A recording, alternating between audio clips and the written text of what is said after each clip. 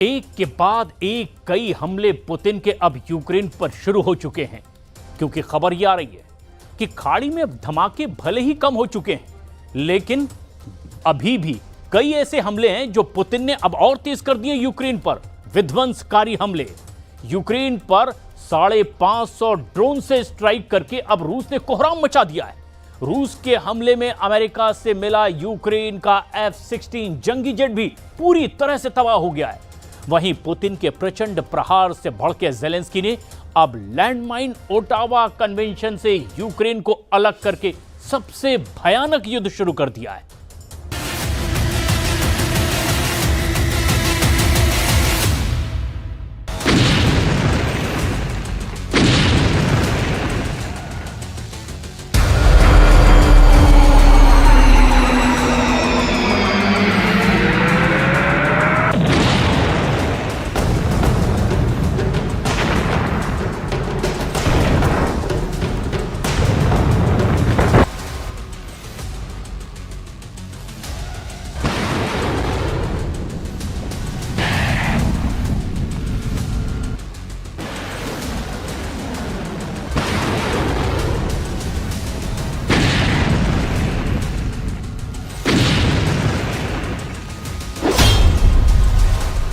Ukraine पर भयंकर हवाई हमले, जंग में कूदा नेटो।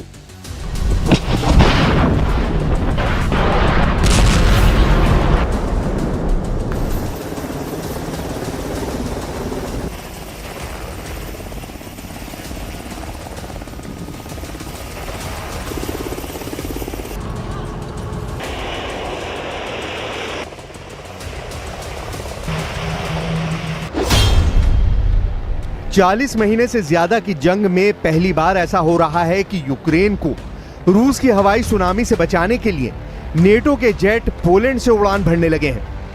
दावा किया जा रहा है कि 24 और 25 जून को हेग में हुई नेटो समिट के बाद से रूस ने यूक्रेन पर अब तक के सबसे घातक और बड़े हमले किए हैं। हम आपको दिखाने जा रहे हैं कि क्या अब नेटो रूस से सीधी जंग का मन बना चुका है, क्यों नेटो के लड़ाकू जेट रूसी हमलों को रोकने के लिए बड़े पैमाने पर मिशन पर निकल चुके हैं। हम आपको यह भी दिखाएंगे कि क्या ज़ेलेंस्की का वो दावा सही है जिसमें उन्होंने कहा है कि रूस ने लगभग 4 साल की जंग में यूक्रेन पर 28,743 शाहिद ड्रोन से हमला किया है। हम आपको यह भी दिखाएंगे कि क्यों रूस ने अब यूक्रेन के 5 प्रांतों को नहीं बल्कि पूरे पूर्वी यूक्रेन पर कब्जे की जंग छेड़ दी है। अब आप देखिए रूस और नेटो कैसे जंग के बेहद करीब आ चुके हैं। यूक्रेन पर रूस की हवाई सुनामी, नेटो ने उतारे लड़ाकू विमान। जरा कल्पना कीजिए अगर नेटो के 32 देशों के लड़ाकू विमान रूस से सीधी जंग करेंगे तो क्या रूस उनका मुकाबला कर पाएगा? जरा कल्पना कीजिए अगर नेटो के 32 देशों की आर्मी रूस के बॉर्डर में तबाही मचाएगी तो क्या रूस उनका सामना कर पाएगा? हम आपको बता दें कि ये कल्पना से ज्यादा अब हकीकत में होने जा रहा है, क्योंकि ज़ेलेंस्की का यूक्रेन रूस से सीधा मुकाबला नहीं कर पा रहा है। 28 जून से अब तक रूस ने यूक्रेन पर इतने भीषण हमले किए हैं कि अब नेटो के लड़ाकू विमान भी रूस हमलों को देखते हुए युद्ध के लिए तैयार हो चुके हैं। पोलिश सेना के मुताबिक 29 जून की सुबह नेटो देशों ने लड़ाकू विमानों को रवाना किया। दावों के मुताबिक यूक्रेनी अधिकारी का दावा है कि रूस ने 3 साल से अधिक समय में देश पर सबसे बड़े पैमाने पर हवाई हमला किया है। पोलैंड की ऑपरेशनल कमांड ने कहा कि रूस द्वारा यूक्रेनी धरती पर रात भर हमले करने के बाद उसके लड़ाकू विमानों के साथ साथ अन्य नेटो विमानों को भी जमीनी हवाई सुरक्षा और टोही प्रणालियों के साथ हाई अलर्ट पर रखा गया है। इधर ज़ेलेंस्की ने दावा किया है कि जंग जब से शुरू हुई है तब से अब तक रूस ने यूक्रेन पर 28,743 शाहिद 136 ड्रोन से यूक्रेन पर भीषण हमले किए हैं। Missile exploded right next to it. One way or another, life itself is the main target of these attacks, each one showing the true nature of Putin's war. Putin की परमाणु धमकी, atom bomb से सर्वनाश युद्ध।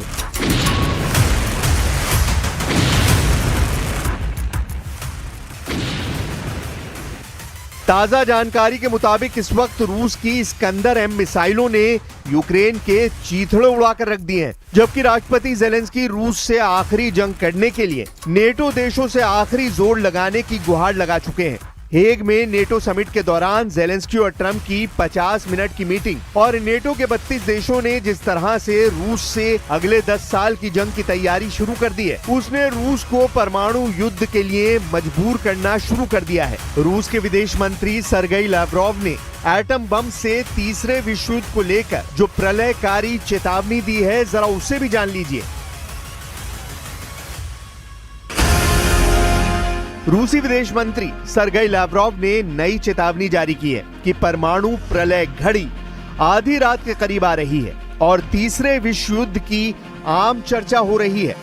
लाव्रोव ने दावा किया है कि रूस ऐसी परमाणु तबाही से बचने के लिए काम कर रहा है और राष्ट्रपति डोनाल्ड ट्रंप की सामान्य बुद्धि की इसलिए प्रशंसा कर रहा है ताकि अमेरिका और नेटो परमाणु तबाही से बच सके। रूस की सरकारी समाचार एजेंसी तास के मुताबिक तुर्कमेनिस्तान के विदेश मंत्रालय के एक भाषण में लाव्रोव ने कहा, वैश्विक सुरक्षा शायद आज सबसे महत्वपूर्ण मुद्दा है, खासकर जब कुख्यात परमाणु प्रलय घड़ी आधी रात की ओर बढ़ रही है। ऐसी स्थिति को रोकना आवश्यक है और हम तबाही को रोकने के प्रयासों में सक्रिय रूप से लगे हुए हैं। यानी विदेश मंत्री सर्गेई लाव्रोव ने रूस के दुश्मनों को साफ संदेश दे दिया है कि अगर रूस को घेरने और दबाने की कोशिश करोगे तो आधी रात में टिक टिक करने वाली परमाणु घड़ी दुनिया में विनाश ला सकती है।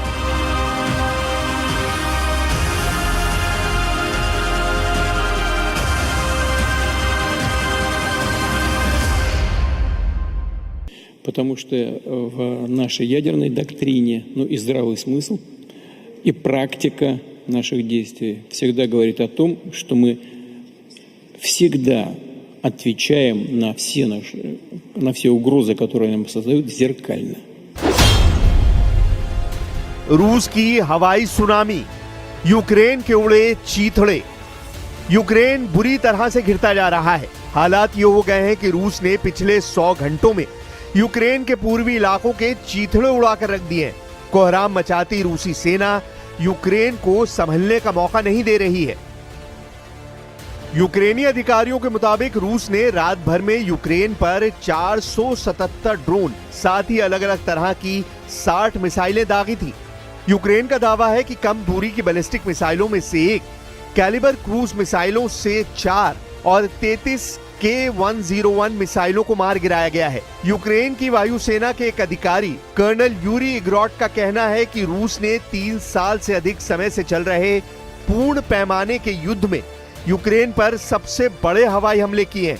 रूस के रक्षा मंत्रालय ने एक बयान में कहा कि उसने किंजल हाइपरसोनिक मिसाइलों सहित कई घातक हथियारों से हमले किए हैं। यूक्रेन की वायुसेना ने कहा कि रूस ने मॉस्को के दक्षिण पूर्व में अपने ताम्बोव क्षेत्र के ऊपर हवाई क्षेत्र से 4 किंजल मिसाइलें दागी हैं।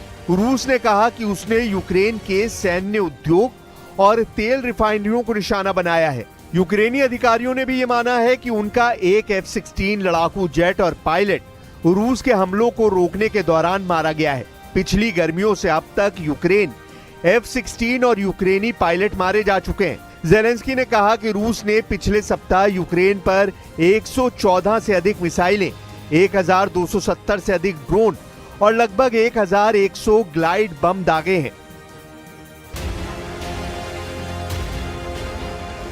24 फरवरी 2022 से अब तक रूस यूक्रेन के 1,61,000 वर्ग किलोमीटर इलाके पर कब्जा कर चुका है। यह यूक्रेन की कुल जमीन का लगभग 27% है। लेकिन उसके बावजूद जिस तरह से पुतिन ने ऐलान किया है कि यूक्रेन की जमीन पर जहां जहां रूसी सेना के कदम पड़ते जाएंगे वो जमीन रूस की होती जाएगी, उस ऐलान ने यूक्रेन के साथ साथ अमेरिका समेत नेटो के 32 देशों के होश उड़ा दिए हैं। 3.5 साल से ज्यादा की जंग में अभी तक यूक्रेन नेटो के साथ मिलकर रूस को अपने देश से खदेड़ नहीं पाया। जेलेंस्की ने गुहार लगाई है कि उन्हें बड़े पैमाने पर भारी हथियारों की जरूरत है, लेकिन पुतिन ने जब से ऐलान किया है कि उनकी ओरेशनिक हाइपरसोनिक मिसाइल का उत्पादन 3 गुना से ज्यादा बढ़ा दिया गया है, जो किसी परमाणु हथियार से कम नहीं है, तब से इस खबर ने नेटो देशों के होश उड़ा दिए हैं। रूस का दुश्मन नंबर 1 कौन? रूस के पास सबसे ज्यादा परमाणु हथियार हैं। रिपोर्ट्स के मुताबिक 5,500 से ज्यादा परमाणु हथियार रूस के पास मौजूद हैं, जबकि अमेरिका के पास 5,044 परमाणु हथियार हैं। लेकिन यहाँ सवाल परमाणु हथियारों की संख्या का नहीं है, बल्कि हिम्मत का है, क्योंकि रूस अब यूक्रेन जंग में ऐसे दौर पर पहुंच चुका है जहां उसे यूक्रेनी सेना के साथ साथ नेटो, यूरोपियन यूनियन और अमेरिका साथ मिलकर घेरने में लगे। ऐसी स्थिति में पूरी संभावना है कि अगर रूस को लगा कि उसका वजूद खतरे में है तो वो अपने दुश्मनों पर परमाणु हमला करने में जरा भी नहीं चूकेगा। रूसी जनता यूक्रेन के अलावा 3 देशों को अपना कट्टर दुश्मन मानती है।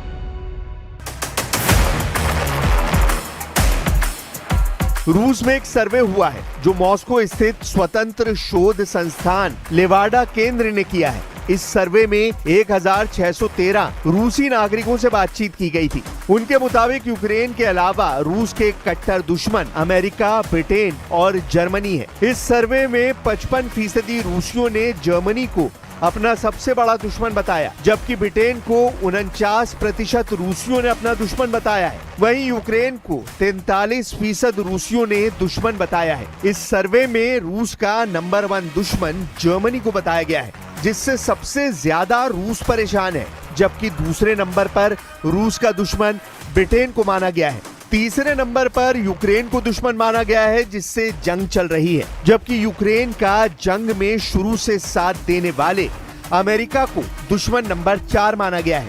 जर्मनी को रूस का दुश्मन नंबर 1 मानने के पीछे कई कारण हैं। यूक्रेन युद्ध के दौरान जर्मनी ने पश्चिमी देशों की उपेक्षा ज्यादा सक्रिय भूमिका निभाई।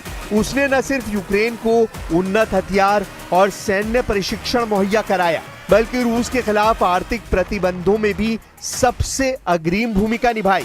जर्मनी ने अपने पारंपरिक शांति नीति के दायरे से बाहर जाकर यूक्रेन को टैंक, एयर डिफेंस सिस्टम और आर्टिलरी सिस्टम तक पहुंचाई है। यही नहीं, नॉर्ड स्ट्रीम गैस पाइपलाइन में विस्फोट के बाद भी जर्मनी ने जिस तरह का स्टैंड अपनाया, उसे रूसियों ने विश्वासघात के रूप में लिया है। इसीलिए रूस की नजर में इस वक्त रूस का दुश्मन नंबर 1 जर्मनी है। Gemeinsam künftig 3,5% unseres BIP für unmittelbare Verteidigungsausgaben aufwenden. Das gibt uns die notwendigen Fähigkeiten, um wirkungsvoll abzuschrecken. Weitere 1,5% werden wir verteidigungs- und sicherheitsrelevante Ausgaben aufwenden. अब देखना होगा, अगर नेटो रूस से सीधी जंग में उतरता है तो रूस नेटो का मुकाबला कैसे करता है।